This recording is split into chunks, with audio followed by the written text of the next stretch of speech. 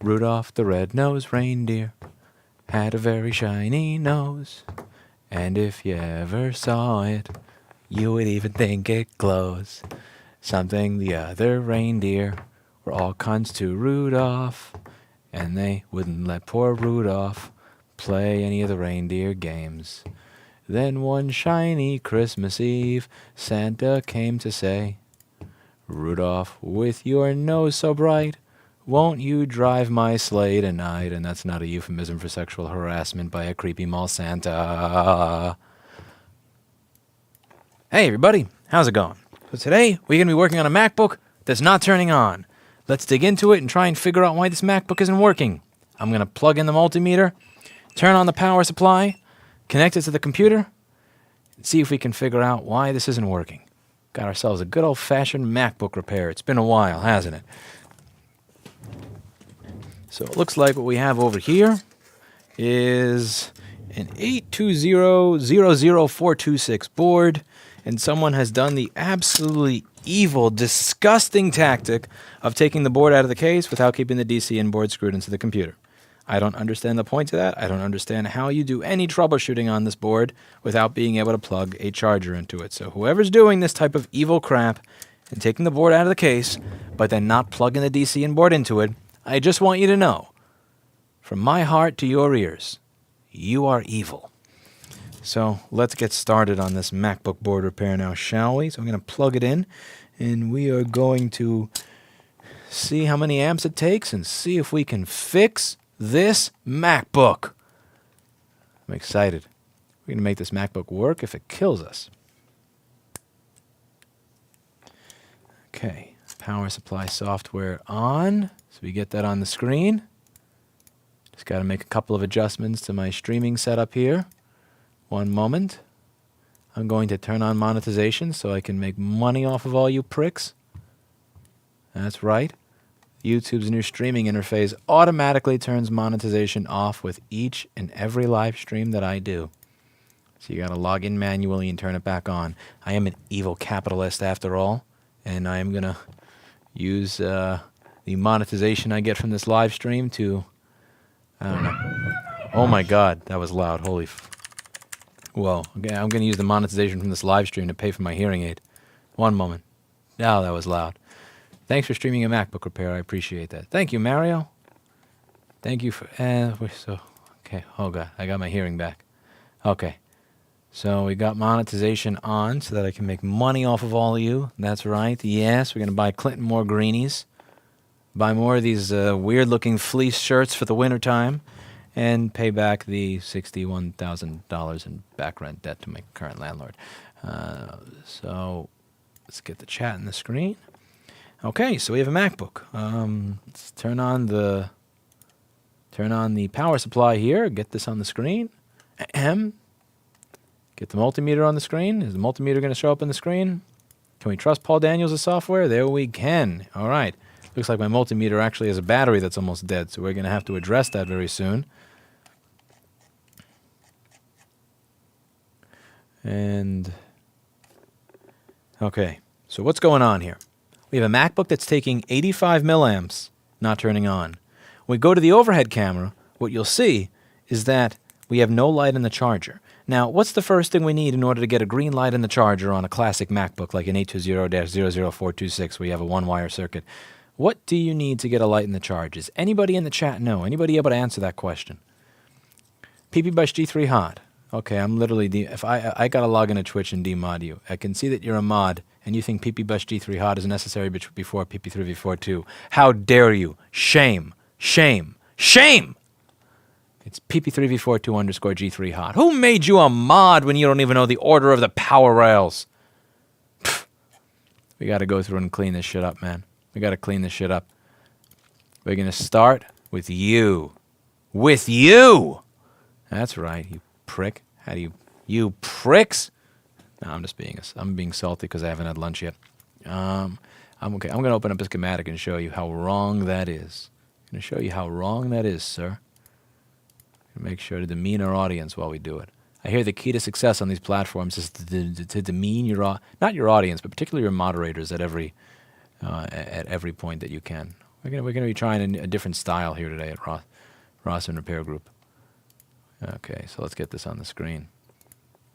Okay, so let's go over to the charger. So the charge port is going to be this thing right over here. See that?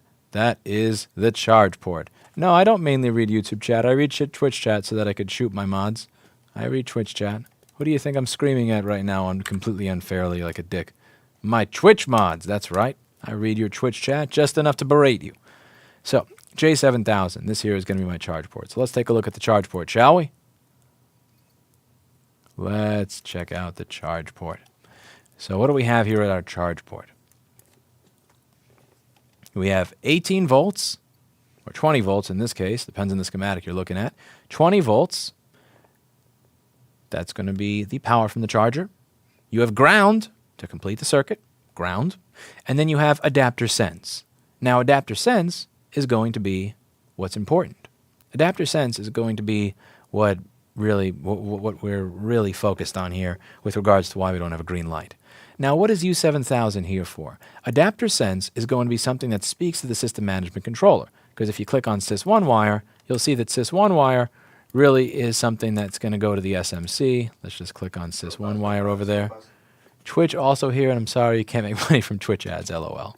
Thank you. Yeah, Twitch has some sort of exclusivity agreement where you can't multi-stream to YouTube at the same time, or else they don't pay you. And I'm loyal. YouTube is evil, but at least they pay me. At least they tell me what they're going to pay me. So here you have adapter sense. Adapter sense is going to go over, and that's going to become sys1 wire, and sys1 wire is going to be something that goes over to the system management controller. That's what this is. Sys1 wire, sys underscore 1 wire, right over here. So that is going to our system management controller, the SMC, U5000. So the SMC is going to want to talk to the charger before it gives you a green light in the charger. Now, what is U7000 doing? U7000 is kind of like the bouncer. So this adapter sense line is about a 3-volt line, right? About a 3-volt line. Now, over here, you have a 20-volt line. So what do you think is going to happen if some drunk jackass is trying to plug in his MacBook and he's like doing something like this, like, look, I want to use my MacBook. What may happen is that 20 volts may go over to the adapter sense line, which is the 3-volt data line, and then it will send 20 volts over to the SMC. Now, keep in mind, this computer was made before 2016. This was made before Apple had an obsession with putting a 52-volt power line next to a 1.7-volt data line. An engineer actually used their brain when they devised the one-wire circuit, and they thought, having 20 volts next to 3-volt data line, yeah, that could end poorly. Maybe we should do something about that. So what they did back then, again, before the touch bar machine, where all bets are off and 52 volts can be next to 1 volt all day long, is they put this chip here. So what this does, it says, okay, if what's going on outside externally, you have external, internal, if what's going on outside is 3 volts, I'll let it go through to the SMC. If what's going on outside is 20 volts, nah, you don't get to go through the SMC. That's what U7000 is going to do. Now, U7000 is powered, over here at its VCC pin, by SMC BCACOK underscore VCC. Now, that power is coming from this little logic gate over here. This logic gate is going to turn on if SMC BCACOK is present, and SMC BCACOK is going to be if it's present, it's going to pass through PP3V42 underscore G3 hot over here. That's why you need PP3V42 underscore G3 hot to get the green light. You need PP3V42 underscore G3 hot to get the green light because A, the one-wire circuit is powered off of PP3V42, and B, the system management controller, the chip that adapter sense is actually going to be speaking to, is also powered off of PP3V42. So if we were to go over to the next logical place in the schematic, over here to the SMC, let's just revisit our SMC.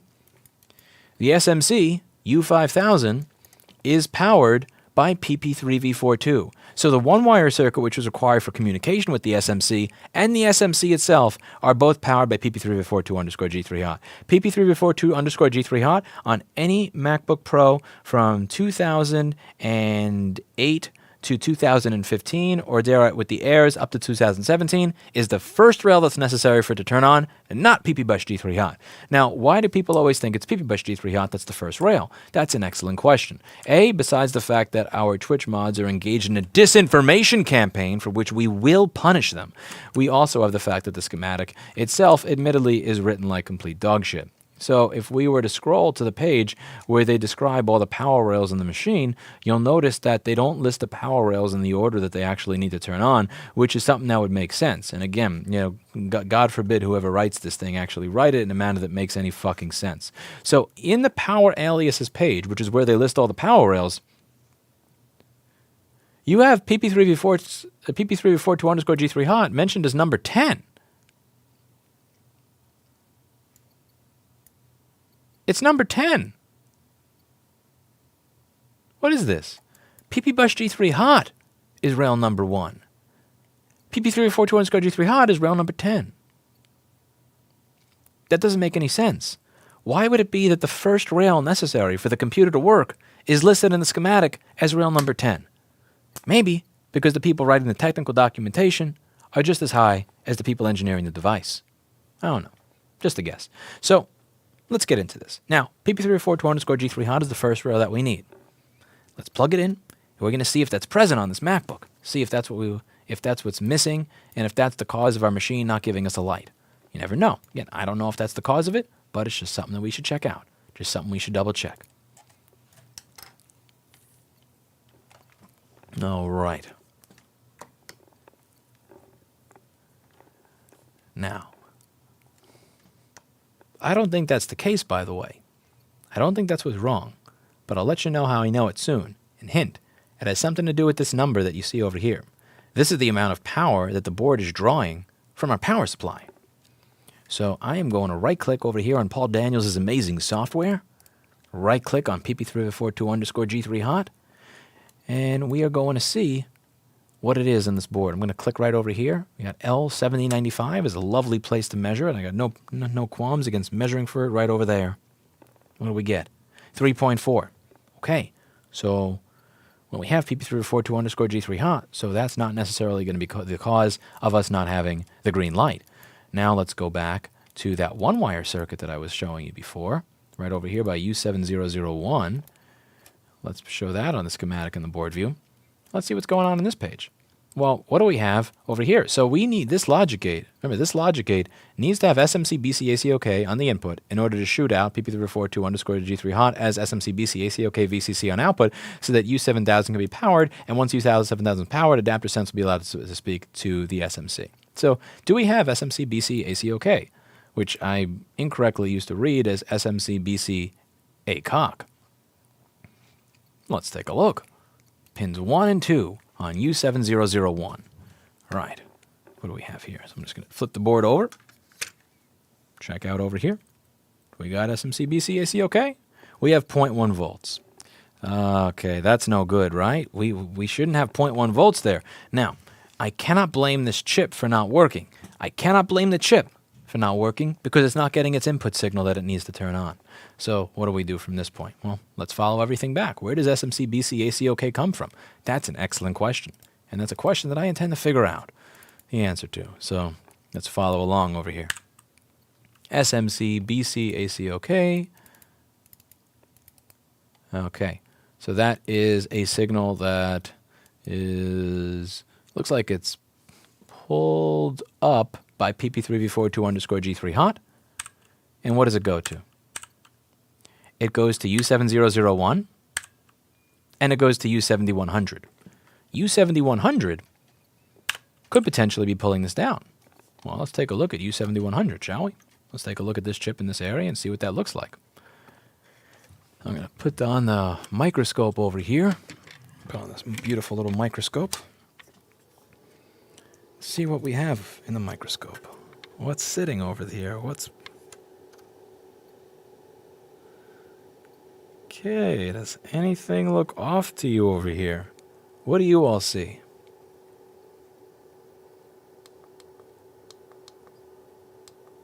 What do you all see?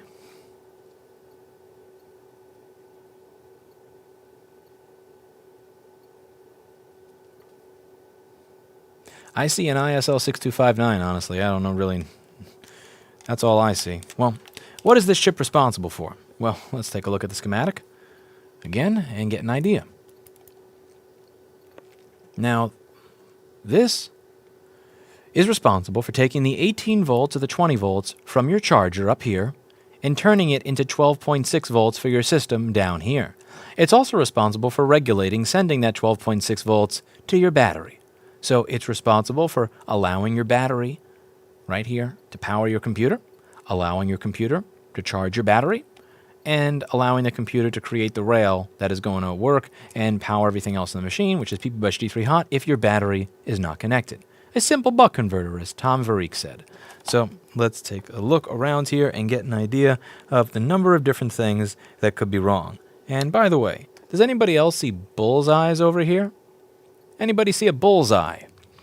This is something that we're going to be putting on the visual inspection section of Repair.wiki. And by the way, if you have repair skills for these types of devices, you are encouraged to contribute to the wiki at Repair.wiki. And if you think you have expert level advice to give on devices that are highly in demand for repair, I would genuinely appreciate you taking the time, and I would also be open to offering you compensation from Repair Preservation Group for the time that you put in to such content. What do you see over here? What do you see that's going to be really, really important in determining what's wrong with this before I even use my multimeter?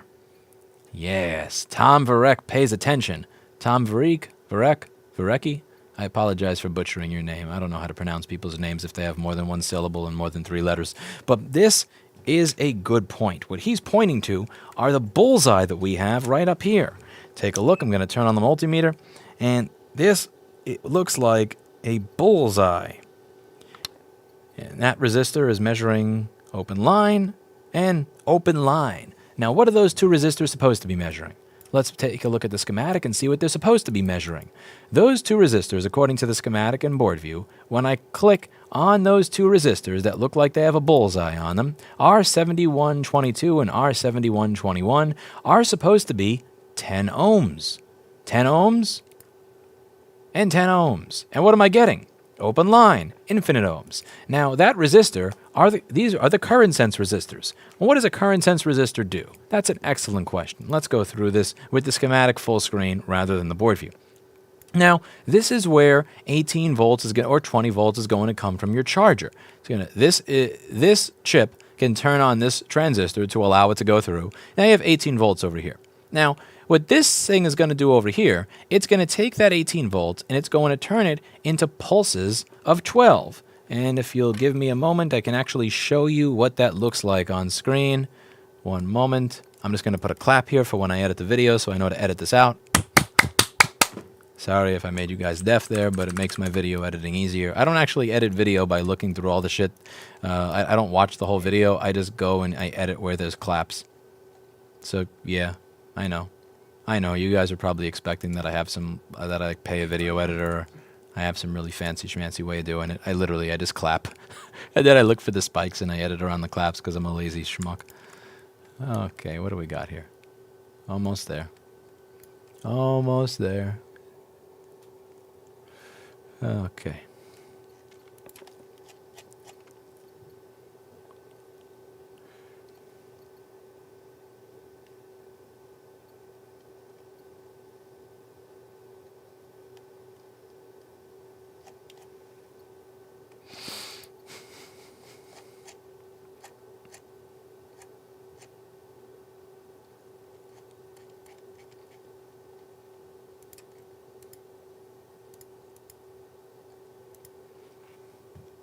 Okay.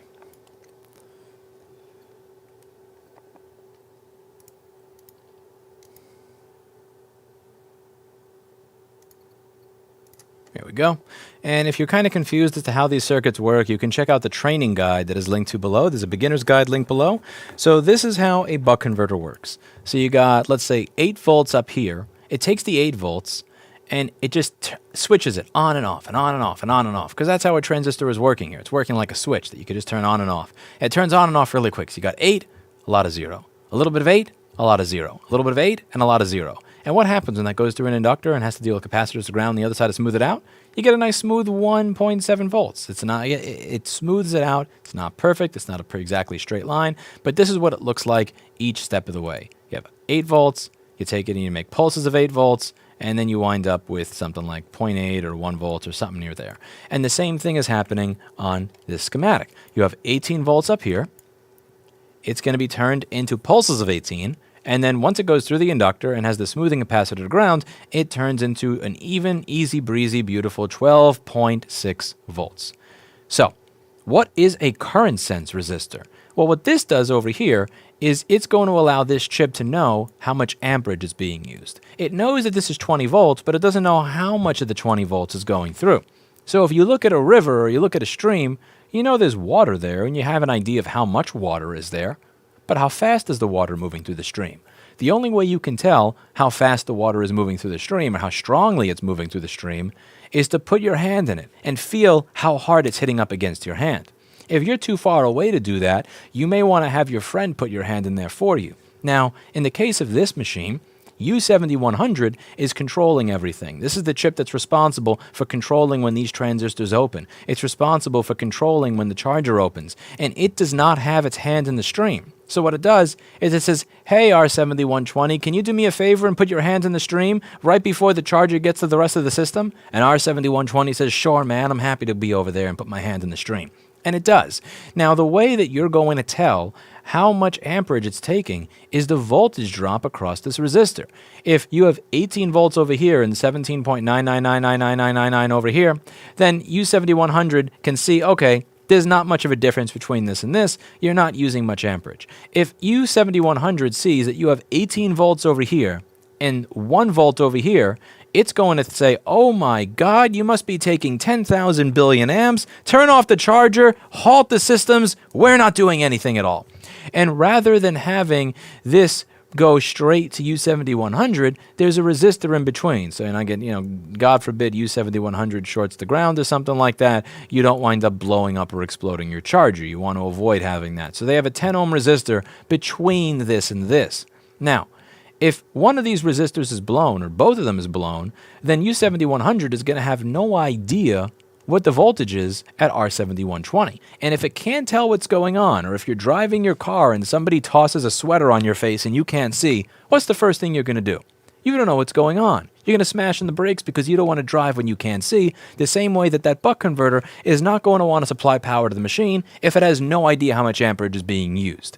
Now, the question that we now have is, how did those two resistors blow? That's a good question. So what could cause this resistor to blow? What causes a resistor to blow is typically A, corrosion, so having a bunch of green corrosion on the board, which obviously is not the case here. I don't see any liquid damage here at all.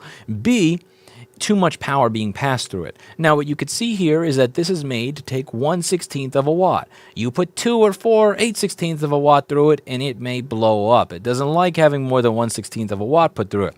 What would cause more than 1/16 of a watt to go through it?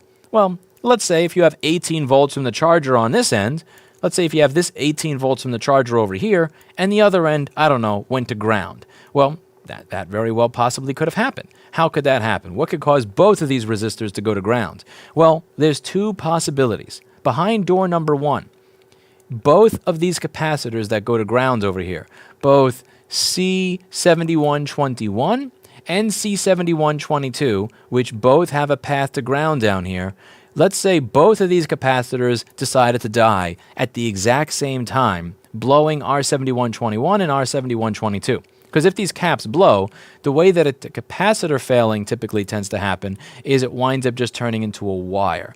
When resistors fail, they go open line, meaning that they don't pass anything at all, whereas when capacitors fail, capacitors tend to fail more like just becoming a wire. So I'll give you an example of that. This, by the way, also comes from my guide, which is freely available to anybody who wants to check it out and is in the description of this video. Resistors typically wind up failing by not passing anything. They kind of get erased internally, and this is obviously, shit Microsoft Paint, but you get the idea. It winds up going from being a 10 ohm resistor to infinitely resisting and not passing anything. The way a capacitor usually fails is by the exact opposite. So you have a capacitor. A capacitor is typically only passing AC. It will not pass DC. However, when a capacitor fails, it will wind up, the plates may, again, this is really shitty Microsoft Paint over here, but instead of blocking DC, it will go straight through. And again, this is obviously a really crude representation in Microsoft Paint to get the point across if you're not an electronics expert. And this is how it will fail. So now we have two different possibilities here. And typically, the simplest one is always the one, replace that. The simplest one is typically the one that is correct. So we have R7121 and R7122 that are blown. They're both blown. So either A, two discrete, distinct capacitors both failed at the exact same time, or the thing that both of these chips had in common failed at the same time, which is U7100. So R7121 and R7122 both have U7100 in common. They do not have the capacitors in common. C7122 and C7121 are separate capacitors. So either A, two discrete things both happen to fail at the exact same time, or B, one thing that both of these chips that are bad have in common failed at the exact same time. I would tend to assume that the most simplistic definition is the one that is the likely possibility. I would assume that U7100 shorted to ground. U7100 shorted to ground, and then shorted to ground R7121 and R7122 at the same time. The likelihood of this chip failing is more likely than that this capacitor and this totally separate capacitor decided to fail at the exact same time. So the first thing I want to do, just to figure out if my theory is even remotely close to correct, is try and measure and see if there is an actual short to ground at any of these points. So I want to see, am I measuring a short to ground? So I have 18.85 kiloohms here and 2.3 ohms here, which at this point actually kind of destroys my theory. My theory was that U7100 was probably shorted to ground rather than the cap. However, since one of them is shorted and not the other, it's still possible that U7100 could be the cause of my problem, but it's also possible that it is something else that I was wrong. So let's see. Again, I'm just making educated guesses here. So R7121, this is shorted to ground, this isn't. So that could mean that C7121 is shorted. Now, it could also mean that pin 28 of U7100 is shorted to ground, whereas pin 27 of U7100 is not shorted to ground. Both of these are possibilities, and the only way we're going to figure out which one is the case is by removing one or the other, or by injecting power. Admittedly, injecting power is kind of a waste here because I've pointed out that my short is going to be in this area. I don't believe that it's worth it to do all the work of injecting power when the short is literally going to be one of two things. So what I'm going to do is I'm going to remove the capacitor because it's easier for me to remove that capacitor than it is for me to remove the chip to see if that is the cause of my problem.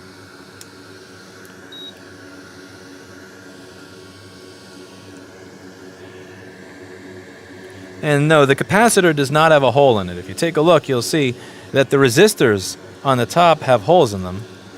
This has a hole, and this has a hole. The capacitor looks beautiful. And admittedly, the ISL 6259 also looks beautiful, even if its solder joints are typical trash Apple fare.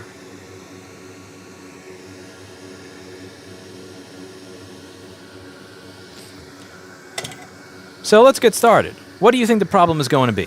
Do you think it's going to be the ISL 6259? Do you think it'll be the cap? Or do you think it'll be both?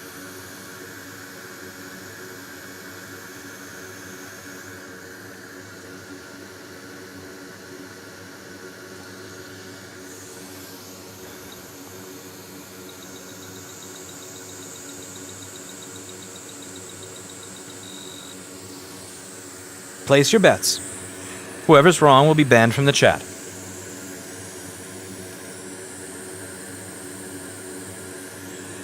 Place your bets. The only...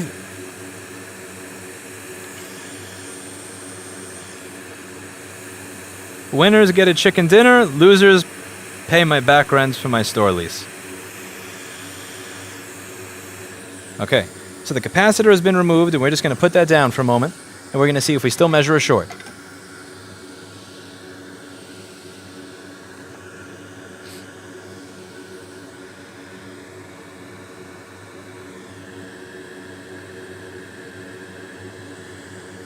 It's the ISL 6259. It's not the cap. We still have a 2 ohm short over there, even after removing the capacitor. So whoever said it was the capacitor and not the ISL 6259, I will send you directions on how to go and pay my store's back rent debt, and you will, Sunny Days, the moderator, will also be removing you from the chat permanently. You'll all be banned for getting the answer wrong. It's really no fun if there's no consequences, you know what I mean?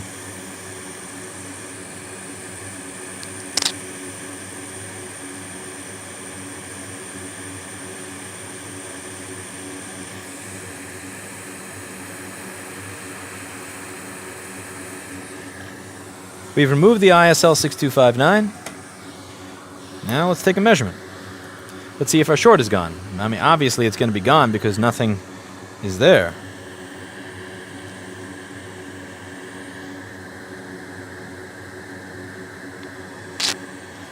There you go, 92,000 ohms. So our short the entire time was the ISL 6259, not the capacitor. So now we're going to replace that other resistor because that resistor is no good as well. So my initial guess was correct. My guess was that it was an ISL 6259 failure and not the capacitor. And the reasoning for that is because the likelihood of both failing at the same time for the capacitors was very low, whereas the likelihood of one chip failing at the same time is more likely. When it comes to what's more likely, a simple failure or a dual failure of separate components, I'm always going to go for the simplest explanation. The simplest explanation is not always going to be the correct one, but it is more often than not going to be the correct one, and it also saves you time when diagnosing. It saves you time when troubleshooting. The simplest explanation tends to be the one that is the correct one. The one. Why did the ISL 6259 fail? I don't know. Ask Apple. I don't know. I'm not an engineer. I'm a bum. Ask somebody that's an actual engineer. I just clean up in aisle 5. I couldn't even pass freshman chemistry in college, and I had to cheat on my chemistry to get out of high school. You need somebody with a brain to answer that question. But it died, and we're going to replace it, and once we replace it, it'll work again until the customer blows it again.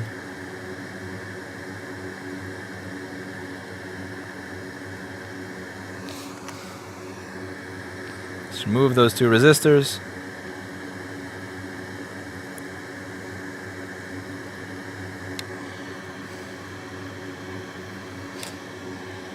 By the way, store.rossmanngroup.com does have fresh ISL 6259s in stock.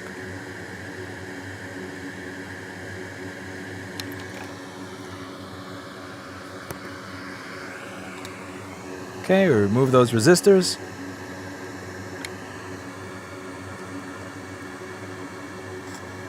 Don't ban me. I recommended you repair shop to someone with a MacBook Air that's having video card issues. Well, I'd have no reason to ban you unless you're one of the people that thought it was the cap instead of the ISL, in which case you've committed a crime that you will never recover from here.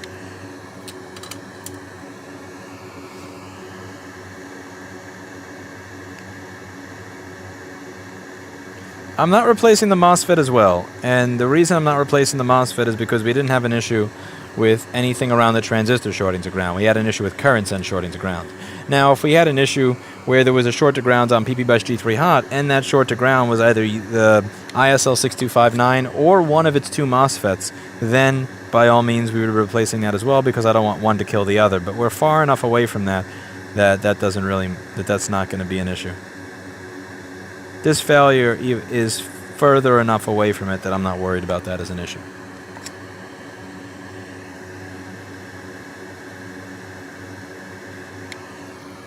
Okay.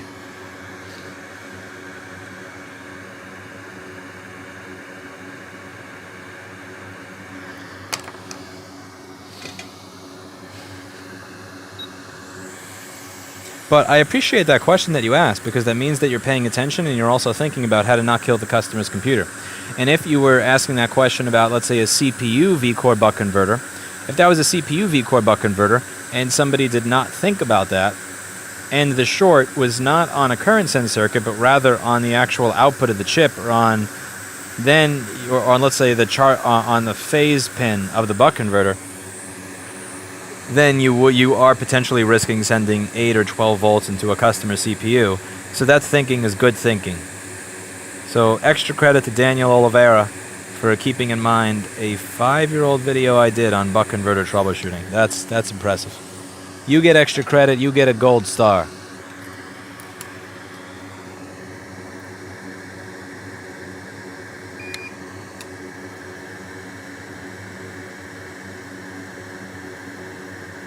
This chip is soldered on more crooked than a charity started by Clinton or Trump.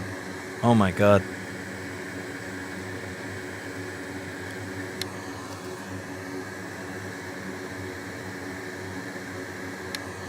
Alright, we'll fix that in a moment. No big deal. As long as it's down on the board, solder on the center pad.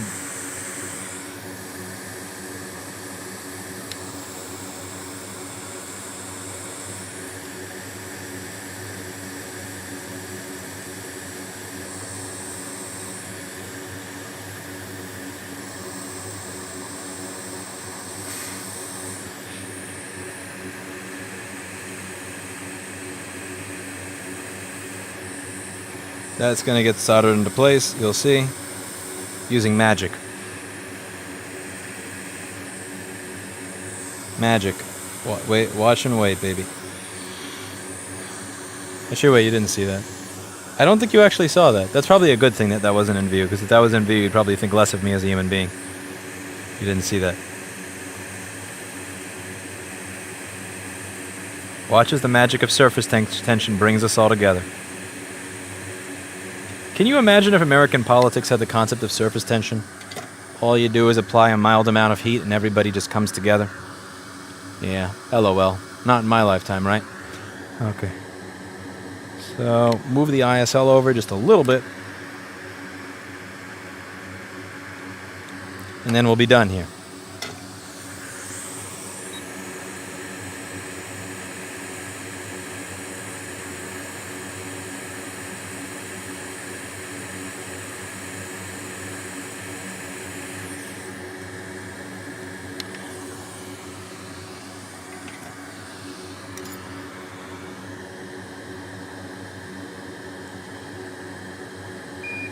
There's still enough flux that I can just do this really, really quickly and not have to worry about having a cold joint or any sort of Hershey's Kiss looking thing over there. And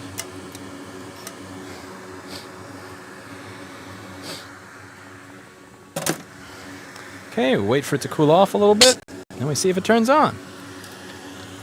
I'm pretty sure we're going to get a fan spin. I'm actually quite confident we're going to get a fan spin. What do you all think?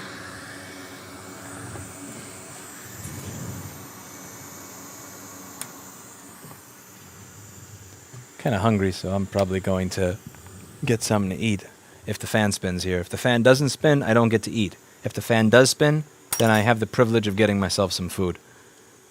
All right, let's see. What do we got?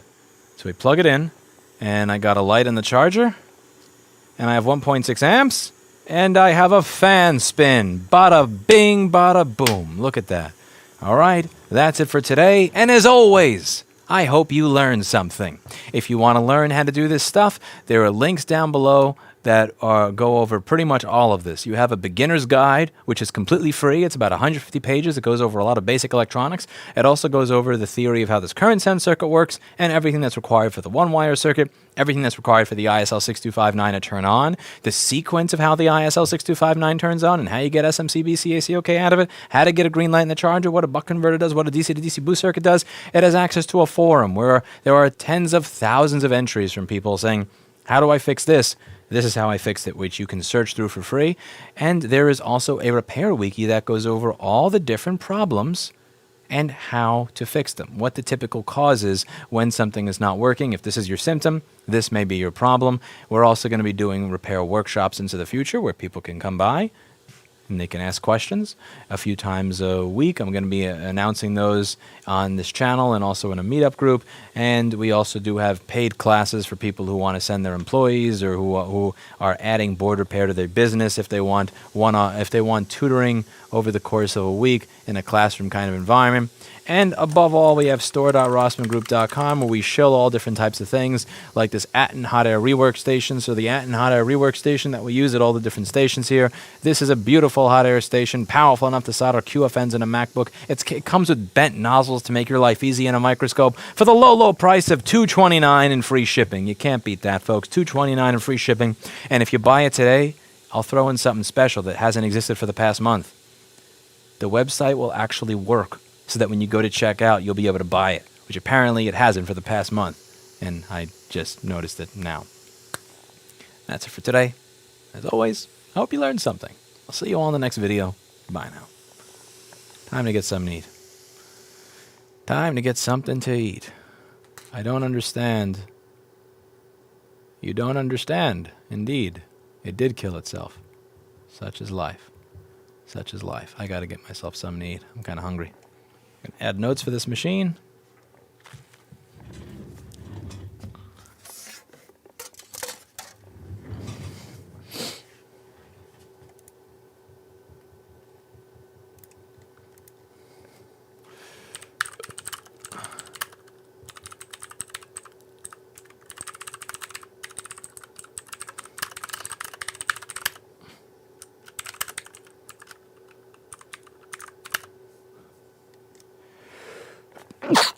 Excuse me. You live.